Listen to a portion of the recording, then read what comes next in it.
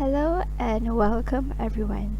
So for this task, children's literature, Fara Farhana and Irdina Maslan from TSLB will be presenting about story Pinocchio. These are the cast or the characters for this story. So please sit back and enjoy this storytelling session. Thank you. Chapter 1 A Piece of Wood. Once upon a time, there was a piece of wood laying in the corner of the carpenter's workshop. It looked just like any other piece of wood. The carpenter's name was Mr. Cherry, and he needed a table leg. Perfect, he said. Catching sight of the wood, he rested it against his worktop and picked up a chisel. I'll just chip off the bark. As the chisel touched the wood, a voice cried out, "Don't hurt me!" Mr. Cherry looked up in surprise. He was alone in the room. I must be imagining things, he thought. But when he tried again, tapping the chisel against the wood, somebody screamed, "Ah!" "Who's there?" shouted Mr. Cherry. There was no answer. Wood can't talk, can it? He shook the wood and listened carefully. Nothing. Just then, his friend Capito knocked at the door. Knock, knock, knock. "I want a puppet," announced Capito. "Good for you, macaroni hair," called a voice. Capito went red in the face and glared at Mr. Cherry. "What do you say?" he shouted. "I didn't say a thing." "It must have been you," said Capito. "There's no one else here. But give me some wood and I might forgive you." Mr. Cherry was happy to get rid of the strange woods. The wood had other ideas and jabbed Capito in the tummy. "How dare you!" Capito shouted. Almost losing his wig, he grabbed at Mr. Cherry's arm and Mr. Cherry pushed him away. Biff went Capito, knocking off Mr. Cherry's wig. Poof went Mr. Cherry, and Capito's wig fell to the floor. After that, the two men looked so silly. They burst out laughing, ha ha ha ha ha, and then they weren't cross anymore. "Goodbye, my friend," said Capito, taking the piece of wood. "Goodbye, Capito," replied Mr. Cherry. He closed the door and breathed a sigh of relief. Chapter 2 Puppet Trouble. Capito strolled home, clutching his piece of wood. "I'll make the best puppet in the world," he thought, "and I call him Pinocchio." First, he chipped at the wood to make a head with hair. Then he gave the puppet 2 eyes. No sooner were they finished than one of them winked. Capito didn't notice it. He had moved on to the puppet nose. As he smoothed it down, the nose began to grow. Every time he chopped it off, it grew again, longer and longer. Capito gave up on the ridiculous nose and curved out a mouth. Before he even finished, the mouth laughed. "Ha ha ha ha ha! What's so funny?" asked Capito. Instead of replying, the puppet stuck out its tongue. "Ugh!" "Behave!" said Capito, shaping the puppet's body. "Remember, you're only a piece of wood." But when the legs and the arms were finished, a hand reached out and snatched Capito's wig. Before he could say, "Stop, Pinocchio!" the puppet jumped out and ran out of the house. Slam bang into a policeman. "What's going on here?" asked the policeman. Then he saw Capito waving his chisel and decided he looked dangerous. "You are under arrest for threatening a puppet," the policeman said, leading Capito away. Chapter 3. Fire. Pinocchio skipped merrily back to Capito's house.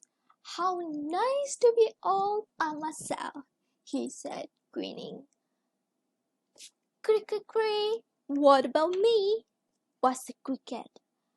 "Buzz off, cricket!" cried Pinocchio. But the cricket had a lot to say. He told Pinocchio to respect his father. Only good sons have a chance of becoming real boys, and real boys are better than puppets. Pinocchio didn't like this bossy cricket. He covered his ears, but the cricket kept buzzing. "Shut up, or I will squish you!" he cried. "A bad temper will get you nowhere," answered the cricket. By this time, Pinocchio was very annoyed. He picked up a hammer and threw it at the wall. "Oh no!" cried Pinocchio. "I didn't mean to hurt you." The cricket couldn't reply. He was flattened blob on the wall. Pinocchio felt very guilty for a while. Then he felt hungry. Searching through the kitchen cupboards, the only food he found was an egg. He cracked it open on the side of a frying pan, but instead of a runny egg slipping into the pan, a chick flew into the air. "Thank you for freeing me," she tweeted, and disappeared out of the window. Now there was nothing to eat. Poor Pinocchio was cold, tired, and absolutely starving. He settled in the armchair and rested his leg on the fireplace and fell asleep. A knock at the door woke Pinocchio with a jolt. "Tuk, tuk, tuk!" There was smoke all around him. He jumped up and fell down with a bump. The fire had burned off his feet. "Let me in!" called Capito. "I can't walk!" cried Pinocchio. Capito thought the puppet was just being lazy, so he climbed in through the window. "Oh, my poor boy!" he gasped. Seeing Pinocchio on the floor, he forgot all about his cold night in a prison cell and rushed to help his puppet son. Oh. Chapter 4. A Puppet Show. With a new pair of feet and a full stomach, Pinocchio was a much happier puppet. "Capito," he said, "you are a great dad, and I've been a rotten son, but I promise to be a good from now on." Capito chuckled. "Really?" "Well," said Pinocchio, "it might be easier if I was a real boy." "I see," replied Capito. "Then let's start by sending you to school." Pinocchio frowned, and he didn't like the idea of going to school. "All boys go to school." That afternoon, Capito sold his only coat to buy his son a school book and some clothes. In the morning, Pinocchio forced himself to smile at Capito as he left for his first day at school. On the way, he noticed a crowd of people that were standing outside a brightly painted building. "What's going on?" he asked. "A puppet show!" cried a man, "and it began in 10 minutes." Pinocchio knew he should go to school, but he was longing to see a puppet show. "I will go to school tomorrow," he thought, and he joined the crowd. When he realized he needed money for a ticket, he almost cried. "Give me that nice new book, and I will let you in," said the ticket master. Pinocchio thought of his poor dad selling his only coat for the book. Then he thought of a real live puppet show. "Okay," he said, and raced in. On stage stood the famous puppet Harley Quinn and Punchinello. Their dances and tricks made the audience howl with laughter. All of a sudden, the puppet stopped and acting and stared into the crowd. "Another puppet!" they cried. "Come up and join us! Come up!" Pinocchio was dragged on stage and surrounded by puppets. They chatted about this and that and completely forgot their show. The people in the audience grew angry and frustrated. Then a scary man stormed onto the stage and everyone fell silent. It was the manager, a fearsome fire eater. He grabbed the puppet and marched them off. Backstage, the fire eater looked sternly at the trembling Pinocchio. "You have ruined my show, puppet!" he yelled. "Now I'm going to use you for fireworks." "Don't burn me," begged Pinocchio. "I don't want to die. How will my poor old dad cope without me?" "Ah, ah, ah, achoo!" sneezed the fire eater. The other puppets cheered. "A sneeze means he feels sorry for you," they cried. "Take these 5 gold coins back home to your father," said the fire eater, "and stay out of trouble." Chapter 5.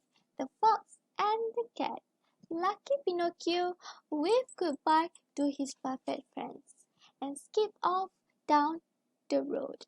He was dreaming of what Capital could buy with the gold coins when he bumped into a fox and the cat. Boom! There was a sorry sight. The fox was lame and had to lean on the cat. The cat was blind and had to be led by the fox. "What are you smiling about, young puppet?" asked the fox. "I am rich," replied Pinocchio, "and my dad will be so pleased with me." And the word reached the cat. Looked up. The fox kicked her with his lame leg, and she quickly shut her eyes. "Why not double your money?" suggested the cat. "Or triple it," added the fox. Pinocchio was confused. "How do I do that?" he asked. "Come with us to Field of Miracles," replied the cat. Pinocchio pictured himself carrying home bags of gold. "That will be thrill!" he cried, and followed his new friends out of town. Just before sunset, they stopped at an inn. The fox and the cat ordered everything on the menu, but Pinocchio was too excited to eat. "Let's sleep here a while," said the cat, showing Pinocchio to the guest room. As soon as Pinocchio had hit the pillow, he drifted off into a wonderful dream. Everywhere he looked, gold grew on trees. "Wake up!" called a grumpy voice. "Your friends have gone without you, and they haven't paid." Pinocchio rubbed his eyes. It was the innkeeper. Handing him a gold coin, Pinocchio rushed outside. The puppet stumbled blindly in the dark. His only thought was to find the fox and the cat. "Foolish puppet!" was a faint but familiar voice. "Who said that?" whispered Pinocchio. "I am the ghost of the cricket. How take those coins home?" "Leave me alone!" Pinocchio cried. "I'm going to triple my money at the Field of Miracles." "There's no such place," said the cricket. "This lane will only take you to madmen and murderers." "They don't scare me," sniffed Pinocchio. Turning his back on the cricket, he stormed off into the gloom. Slowly the moon slipped out from behind, and clouds spread a ghostly glow across the lane. Ahead Pinocchio could just make out two figures.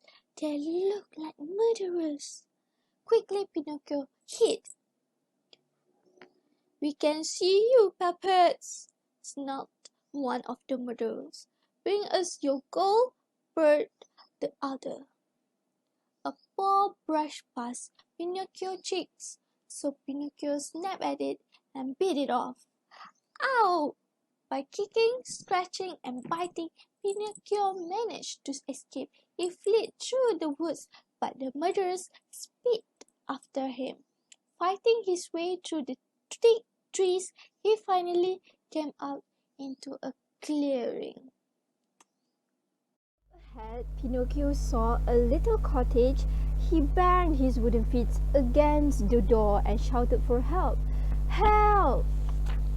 Poor Pinocchio could still hear the patter of the murderer's feet. "Help!" he shouted again. A light went on and the front door swung open. The frightened puppet was invited in by a very polite poodle. "My lady is sleeping," he said, "but do come in. I'll show you to your room." Relieved to escape certain death, Pinocchio followed him. "You may sleep here, Master Pinocchio," said the poodle. "Breakfast will be served at 8.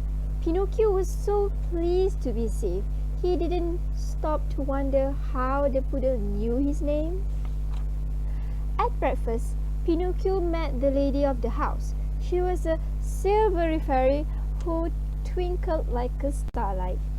Pinocchio told her about his adventure, from the fire eater and the gold coins to the murderers in the woods. "And where are your coins now? Can I see it?" said the fairy.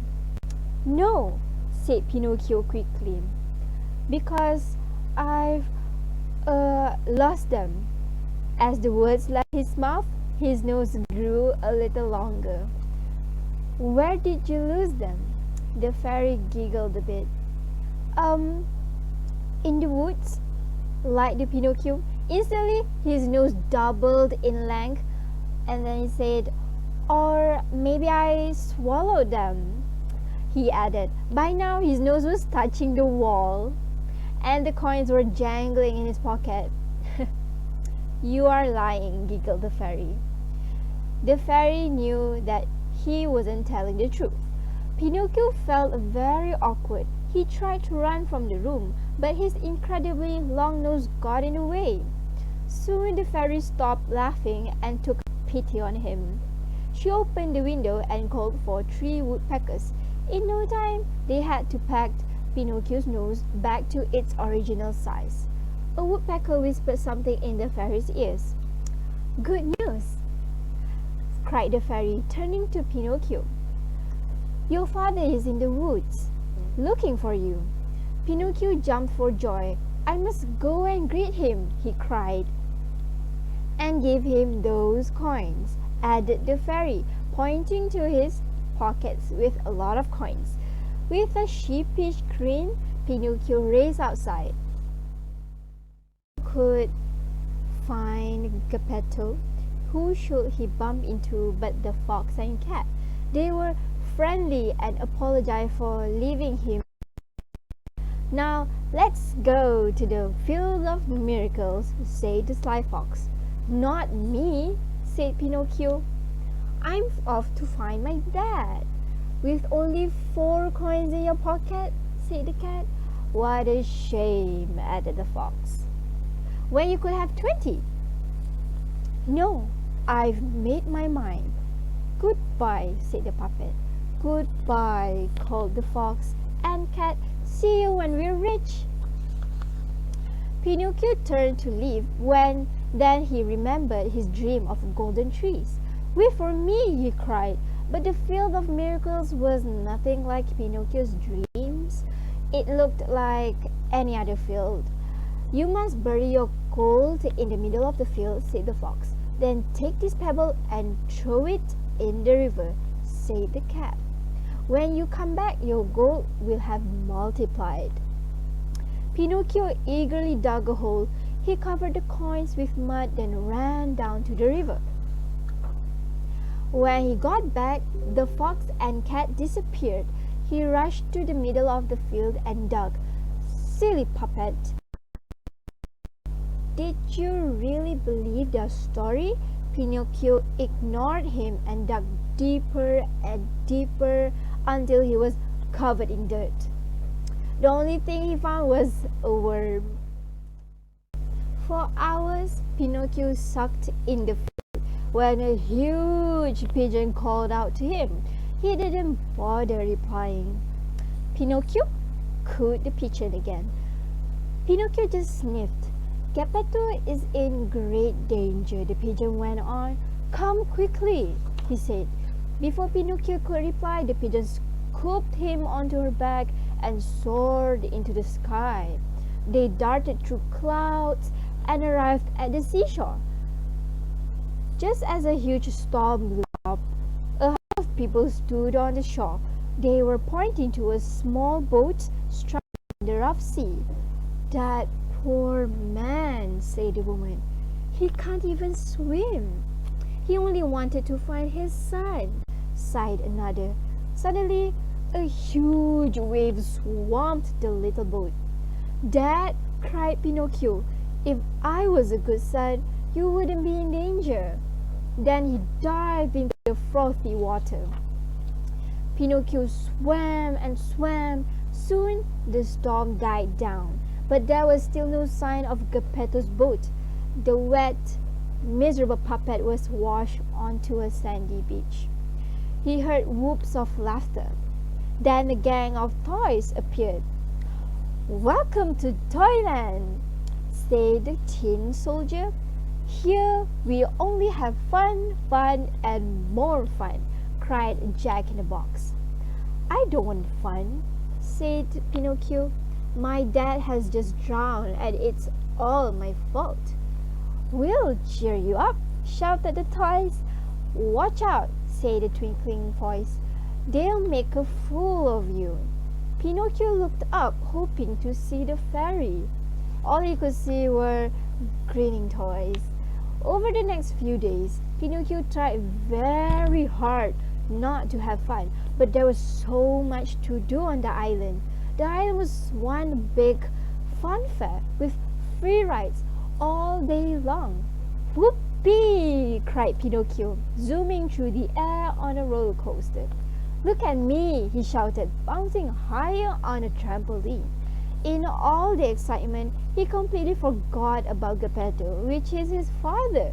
You say, said the fairy voice one afternoon, you are no better than a donkey. This time, Pinocchio ignored her. What did she know about fun? The next morning, Pinocchio woke up feeling itchy all over. He scratched and scratched. His ears were unusually heavy. He was growing fur. Nervously, he looked in the mirror. Oh no, he cried. He was turning into a donkey. A real donkey. He couldn't let anyone see him like this. Without a second thought, he ran to the beach and jumped into the sea and swam away. It It was hard for Pinocchio to swim as a donkey. He felt very heavy, and little fish kept tugging on his coat. Then he realized they were nibbling off his fur, which is they're eating him. Soon Pinocchio was a puppet once more, but as he swam to shore, a shark the size of an ocean liner rose above the waves. There was a tremendous whoosh. Then everything went dark. Eventually, Pinocchio saw a faint glow in the distance. The glow led him to a man reading by candlelight. "Dad," whispered the puppet, hardly daring to believe his eyes. "Pinocchio!" cried Geppetto. The old man had survived for weeks on food supplies from a ship the shark had swallowed, but now the food had run out. "We're doomed, my son," Geppetto sighed. "This is all my fault," cried Pinocchio. "If I was a real boy, I'd get us out of here." He grabbed onto Geppetto's hand. "It's okay," he declared. I'll still get us out." He led Geppetto on a squelchy journey to the shark's mouth, where their exit was barred by teeth. Suddenly the shark let out a giant burp, throwing Pinocchio and Geppetto into the sea. The brave puppet towed Geppetto to the shore, and by dusk they were home again. That night the fairy appeared to Pinocchio in a dream. "Well done," she said, and kissed him. Pinocchio woke up in surprise. He rubbed his eyes and was even more surprised. His hands weren't wooden anymore. Hearing him shout, Geppetto ran into the room. "Son," he cried, with a said, "you are a real boy at last." And that is the end of the Pinocchio story. Thank you so much for listening and watching. I hope you enjoy it. Thank you.